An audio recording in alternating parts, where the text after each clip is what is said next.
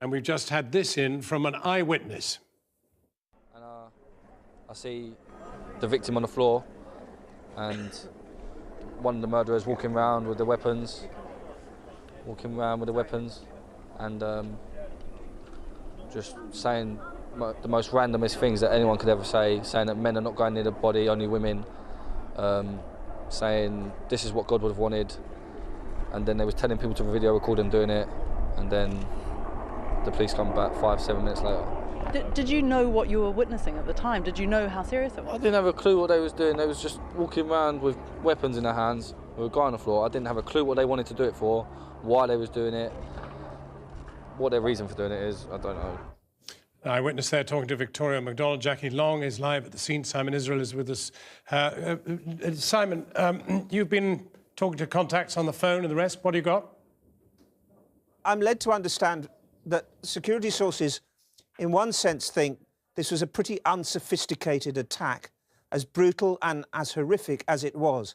It didn't involve timers, it didn't involve explosives.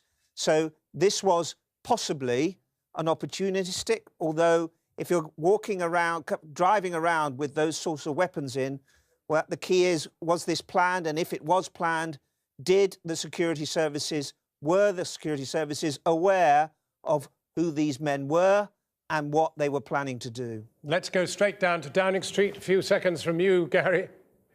Well, the Cobra meeting ended a short while ago. It lasted just under an hour.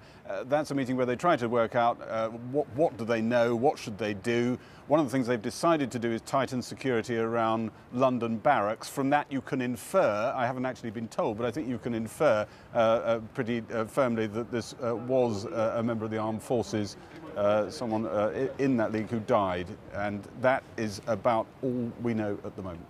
And the Prime Minister, it seems, I mean, at one point looked as if he was going to come straight back, but he seems now to have decided, no, I'll carry on with my visit, but I'll come back at midnight or so. He won't stay overnight in Paris with President Hollande. He'll come back to London late tonight. I suspect we'll hear from him in the morning, but there's a chance of a further statement, if any more details are there to be shared, from the Home Secretary Theresa May later on tonight. Jackie Long, beyond your shoulder, I see changes in the scene behind you in the police operation. Some sort of new paraphernalia. They're unloading sheets and things. What's going on? We understand this is some sort of police incident room being set up behind me, but this is an operation that is being scaled up the more time passes. We know that there has been a meeting of the Gold Command at Plumstead Police Station nearby, which indicates just how serious this incident is. And we also know that there are many officers here now joining the Met Police from bordering forces, and that's a highly unusual move. So we understand that there are officers from Essex, Sussex, Thames Valley. This is a massive police operation with a great deal of work to do. Jackie, thank you. Simon, final word from you. Yes, we understand that the English Defence League, the EDL, may be planning, in effect, a show of force down in that area this evening. So if things aren't bad enough, the community tensions are likely to be worse if the EDL turn up. Well, that one doesn't sense that's going to assist the police operation one iota. One wonders what the motivation for that might be. Indeed.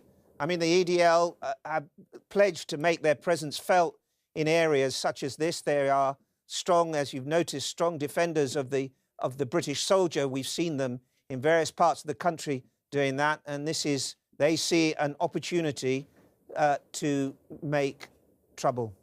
Simon Israel, well, that's the picture so far as we can divine it. It has unfolded in the course of this programme. It's not been easy to divine what is absolute fact and what isn't, but it does now seem to be, for sure, a major terrorist incident, and the country is on a much higher alert. And everything will, of course, continue online on our website. There's a vigorous debate going on Twitter, a lot of shock about what's happened in Woolwich today. Our website is live and is bringing you latest information minute by minute. And we'll be back at this time tomorrow night, 7 o'clock. Do join us then. But from the whole of the team, here and out on the ground in Woolwich and around Downing Street and the rest, that's Channel 4 News. Good evening.